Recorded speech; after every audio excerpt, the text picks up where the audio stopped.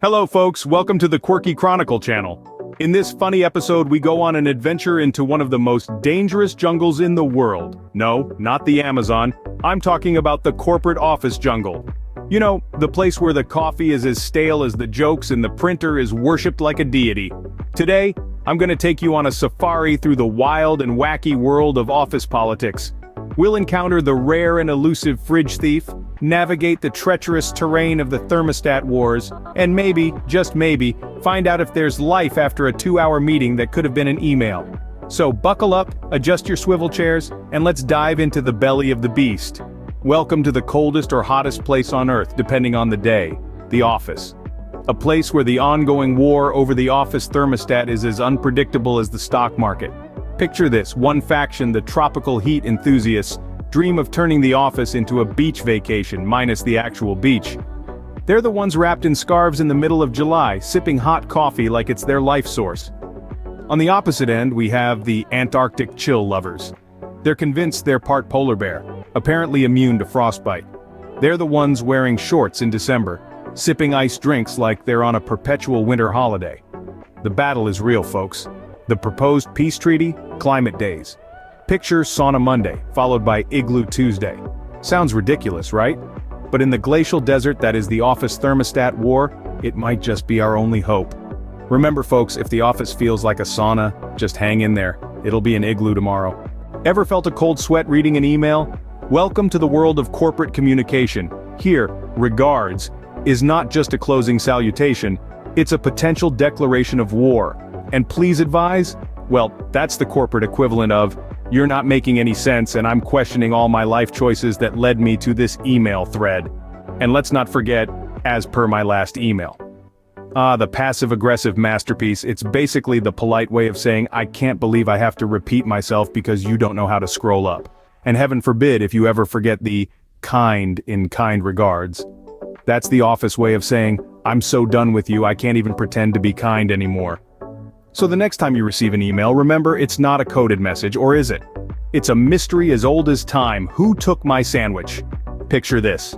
You're in the office, stomach growling like a starved beast, and you reach into the communal fridge only to find that your lovingly prepared lunch has vanished, into thin air. Or, more accurately, into someone else's belly. The notorious fridge thief strikes again, leaving behind nothing but an empty Tupperware container and a lingering sense of betrayal.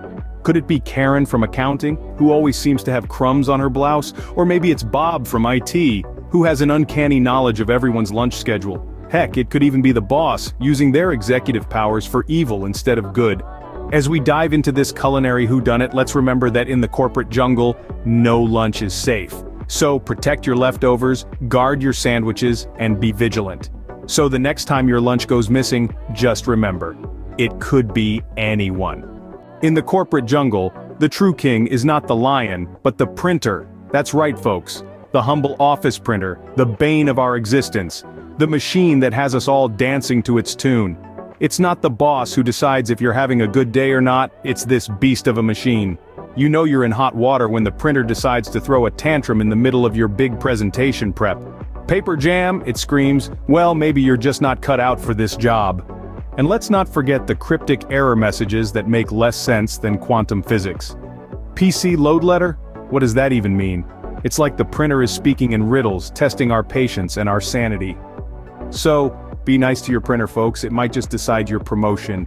Remember, in the office jungle, the printer is the real boss. Ever tried to break the world record for staring at elevator numbers? Welcome to the office.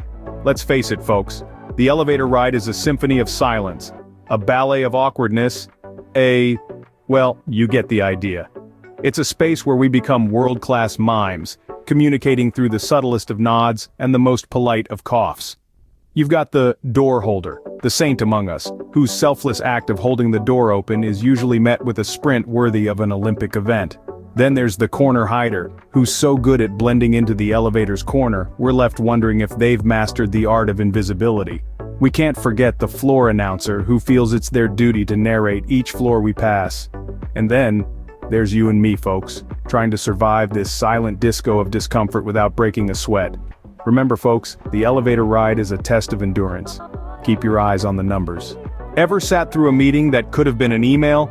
Welcome to corporate life, where time is money, but somehow, we've got plenty to spare for that 2-hour strategic planning session. Here's a fun game. Take a shot every time someone says synergy. You'll be unconscious in minutes. You know the drill. We sit in a circle, nodding solemnly, pretending to understand the jargon being thrown around.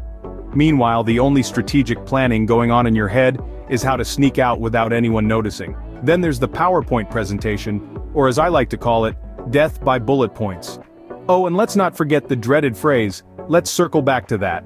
Translation, we're going to drag this out even longer. But hey, look on the bright side.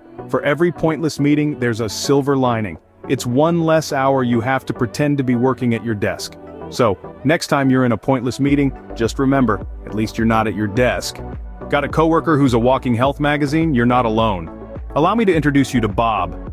He's the office's self-appointed wellness guru, and he's on a mission to turn us all into kale smoothie drinking, yoga doing, early morning jogging devotees. One week it's the paleo diet, the next it's intermittent fasting. There's always a new health fad that he's pushing, complete with handy leaflets he's printed out at home. And don't get me started on his exercise obsession. According to Bob, sitting is the new smoking. He's even started doing lunges during coffee breaks. And if you thought you were safe at lunchtime, think again.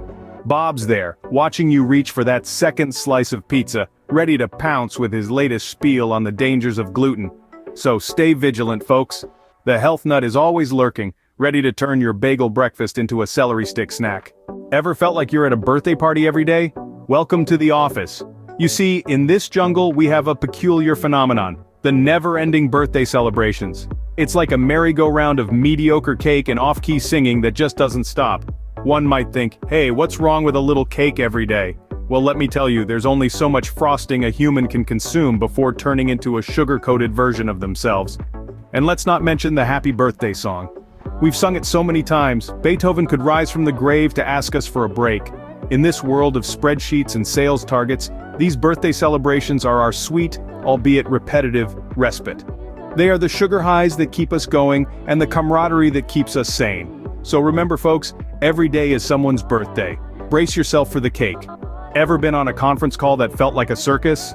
You're not alone. Welcome to the grand spectacle of conference call chaos, where the mute button is a riddle wrapped in a mystery, inside an enigma. You've got the overtalker, who doesn't believe in such trifles as taking turns. Then there's the background noise investigator, always seeking the source of that mysterious echo or that rogue dog barking. And let's not forget the phantom caller, who's always there but never says a word. Are they even real, or just a figment of our collective conference call imagination? But the star of the show is undoubtedly the late to unmute hero. Just when you think they've left the call, they chime in with a profound, "Sorry, I was on mute." Yes, dear friends, the conference call is more than a meeting, it's a performance art. So next time you're on a conference call, remember, silence is golden.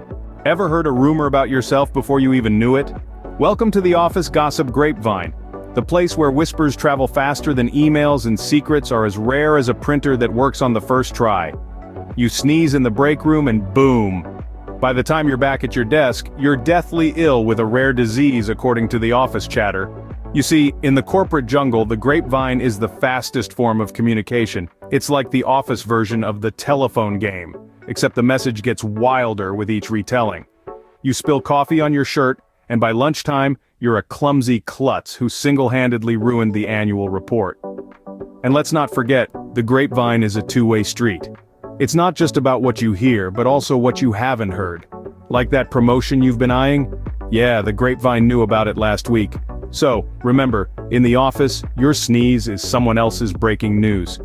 Well, folks, we've survived the journey through the corporate wilderness. We laughed, we cried, mostly during those long meetings, and we learned that the real office politics were the friends we made along the way, or the enemies, depending on who stole your lunch from the fridge. Remember, when you return to your cubicle tomorrow, keep an eye out for the office health nut. They might just turn you into a plant. And if anyone asks why you're giggling at the printer, just tell them you're in a very serious meeting. Thank you, you've been a fantastic audience. Now if you'll excuse me, I've gotta go. I have a meeting about a meeting that's about to start.